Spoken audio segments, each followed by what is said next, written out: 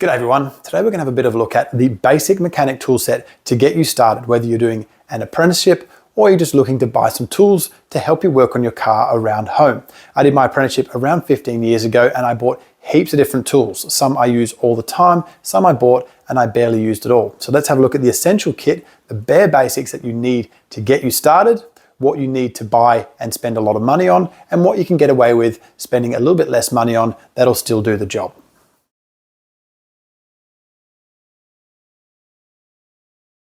Okay, first up, and I definitely think the most important thing we can have to get us started in our mechanic career is a good set of spanners. In this case, we have a combination spanner with a boxed end and an open end. This one here is the Imperial set all the way up to 1 inch, and we have a metric set here up to 24 millimeters. I don't think it's important to go any bigger than that to get started. We don't really need the jumbo spanners until we find out what's going on in the industry and what sizes we may need. I think you're just throwing your money away if you go any bigger than sort of 1 inch or 1/1/8. Getting a good set to start with is important too. Spend the money, get a good quality set. These Caterpillar spanners here or Snap-on, very good way to get started. I have some cheap ones here too and they're just fine, but I use them around the home and I just don't use them every day the way I would with these. I definitely think if you're in the industry doing an apprenticeship, a good set of spanners to get started is very important. Spend the money and get a good quality set of, especially metric, maybe less so important to get the Imperial nowadays, but especially a good set of metric spanners will get you started.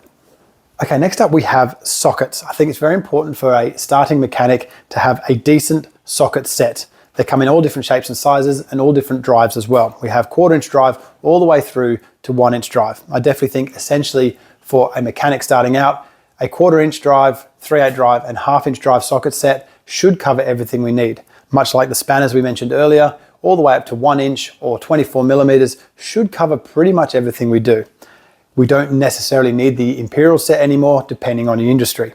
A good set of chrome 12-point sockets will cover everything we need. If you're using rattle guns, these 6-point impact sockets are pretty important as well. We don't want to be putting chrome sockets on rattle guns. We also have the option here to have these deep breech sockets, which is good if you're using studs and nuts on things like exhaust manifolds. The deep breech sockets are important as well, but not entirely essential. If we're starting out and we're budget conscious, like many apprentices are, if you can get a good chrome 12-point socket set all the way from 6 millimeter through to 24 millimeter, I definitely think that'll cover everything you need.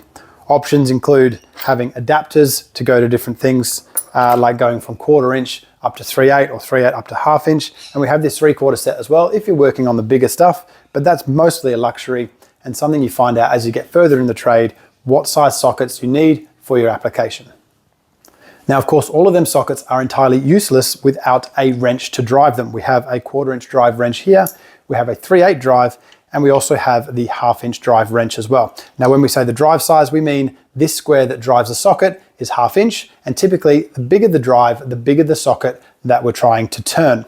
These three here should pretty much be essentially all you need to get you started in the industry. We can go bigger into 3/4 or into inch drive, but I think that's a bit of a luxury. And for the most part, these three should be enough to get you started. Each one of these also comes with an extension, so we can get into them tighter spots with our 1/2 inch drive or 3/8 drive extensions. And they also come in varying lengths. We have a 6 inch, a 12 inch, and a 3 inch extension, which should be enough to cover pretty much everything you need to do.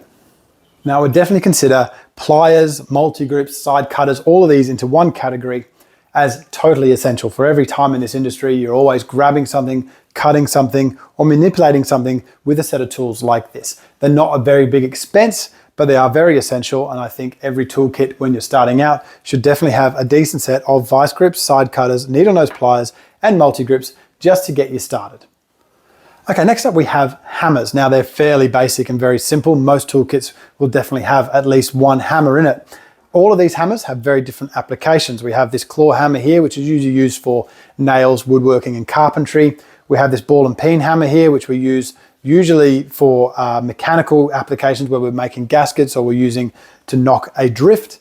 We have this copper and leather hammer here, which is usually used for using on soft brass items or items that we don't want to damage when we strike them. We have this plastic hammer with the hard plastic and the soft plastic ends, which are removable so we can replace them as needed. I usually use that in combination with a nylon drift or something like that for knocking out con rods or camshafts where we don't want to damage anything around where we are striking the hammer.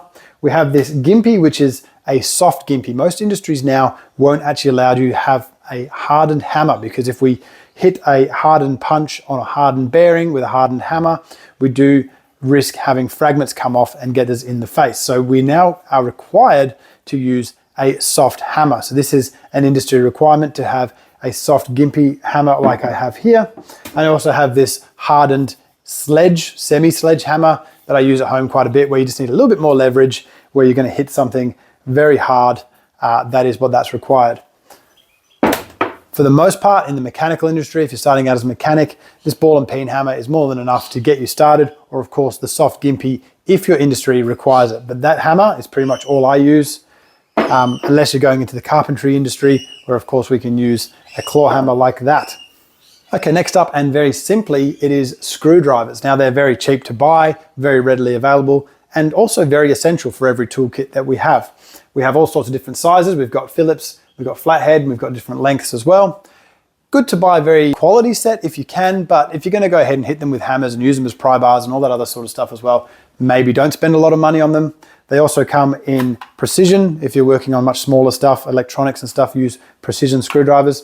And we also have the option of buying an impact screwdriver like this one, where we strike it with a hammer and it'll turn a screw. Usually we find these in things like door jambs or rusted screws, where we need that impact to turn the screw to get it undone. If the screw has a taper head or something like that and we need to unlock it, a impact screwdriver like this is very good. Not essential, but a very good and fairly cheap tool to get it started.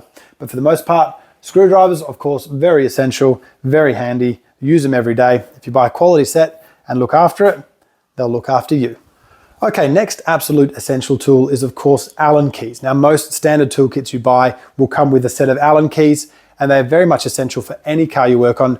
Pretty much every car or every component that comes out of a car is at some place going to have an Allen key socket that you're going to need to undo with one of these. They also come in imperial and metric, much like the spanners and the sockets, and they come in varying sizes. These particular ones go up to 3/8 or 10 mil, and these socket style ones, which are also impact rated, this one goes up to 19 millimeters. For that extra leverage, we can put a wrench on them if we need to. They also come in this style here, where we have a handle and we can quite speedily pull apart something like a fuel pump or a control valve with a Allen key with a handle on it, much like this. This is quite the luxury to have. For the most part, you'll get away with just having the standard Allen keys, a pretty cheap and effective tool, and I think absolutely essential if you're starting out. Okay, I'll group in with the Allen keys a set of these Torx bits. Now these particular ones are tamper-proof Torx, and they are internal Torx. We also have some external Torx bits here as well. And depending on the vehicles you're working on, you may find you need these every day or not so much at all. They're very inexpensive, but also can be very effective if you're working on the newer vehicles or the European vehicles that like to use a lot of Torx hardware on their vehicles. Make sure if you need the tamper-proof ones, you get the ones with a little hole in the end that are the tamper-proof Torx to suit your needs. Now, of course, all of these tools are going to be no good at all without a toolbox in which to keep them. This particular one, this top box here, was my first starting out toolkit that sat on a bench, and I added the middle section and the roller cab to it later on in life. It's very easy to get started with just a small, simple toolbox. As you get more tools, you can expand your toolkit and let it grow from there. It's a great place to keep all your tools, of course, and your consumables, and they're all under lock and key. When you first start out in the job, they're going to expect you to roll in with some sort of toolkit. It shows how professional you are if you keep it nice and tidy, and it's much easier to find all your tools if you keep it neat and organized. Those guys in field service, they tend to not prefer having toolboxes like this. When they're in the back of the ute on dirt roads, they tend to fall apart. They'll tend to want to use a toolbox like this. It doesn't have any rollers in it, it's built tough, and it's designed to take on red dirt and all them other things without affecting it too much at all. So depending on your application, if your toolbox is going ahead and sitting inside a workshop all day, one of these is perfectly fine. It does everything it needs to do. If you're out on the road in a field service position, or you expect to be out on the road in a field service position somewhere in your future, a heavy duty toolbox like this may be more applicable. They come in all shapes and sizes. It's just about buying the one that suits your budget and suits what you require. Okay, so what we have here is a set of rolling head pry bars, these ones with the orange handle, and a set of these crow's foot bars with the podgy end. Most of the time we call them a podgy bar. This one here is quite expensive, and this one here is quite a cheap one. You can sort of tell the difference, but for the most part, they both do the same job perfectly well. We tend to use them in combination with each other to pry out cups and cones, and we use a pointy end for lining up holes where we can keep our fingers out of line of fire. They come from these quite small ones all the way up to these quite large ones here for varying applications. And these ones, much the same, we use them for adding leverage. Very handy. These ones are very, very cheap ones. As long as we use them for the right application, they tend to last pretty well. And they go all the way down to this little tiny baby one where we just need a little bit of leverage without damaging things. And of course we have this one here, which is a combination of both. We have the pointy end and we have the rolling head end as well, where we can add leverage if we need it. I definitely think essential for every mechanic. We can add a little bit of leverage, keep our fingers out of line of fire. They're very cheap, an effective tool that'll get us out of a jam when we need it. Okay, now lastly, we're going to talk about cordless tools. Now, not that essential back in my day, but I definitely feel very essential nowadays if you want to keep up the workshop, keep up the demands of flat rate and the deadlines that are going to be placed onto you when you're in the workshop. These cordless impact wrenches help things get apart much quicker. They go together much quicker as well. I definitely feel very essential in today's age. We can go from these very cheap ones here that I bought just for kicking around the house to these middle of the road Ryobi ones, very fairly priced and a very, very good quality tool, or to these top of the range Bosch ones. You pay for it, but they're very, very good quality tools and will last a very long time. Of course, once you pick a faction, you can expand your range by buying more and more skins while using the same battery. So have a good think about what brand you want to buy and what you want to stick to. Have a look at their range and what applications they got. Buy your brand, stick with it, expand your range from there. Back in my day, we used air power tools quite a bit. Every shop had air lines in it, and we all used all of these hosts of air power tools before these came out. And this is the very first one that I got over 10 years ago with this Hitachi rattle gun. This started it all off. And since then, all these brands have definitely built up their range of impact guns and cordless drills to go with it. So for that reason, I definitely think these are now becoming more and more essential to get you started in your career. They're going to help you meet them flat rates and meet them deadlines much more easily. Well, that is my absolute essential tools, the top 10 for anyone looking to get started in a career in the mechanical industry, start an apprenticeship, or just build a decent toolkit for home for working on their own car. I definitely also think it's important if you're starting from absolute zero, you can buy the toolkits that are pre-set up. They come up with the toolbox, spanners, hammers, all the punches and pry bars and everything that you need in one kit from one brand, and you can often save quite a bit of money buying a pre-built kit. So definitely keep that in mind. Other than that, good luck getting started out there, and thank you very much for watching.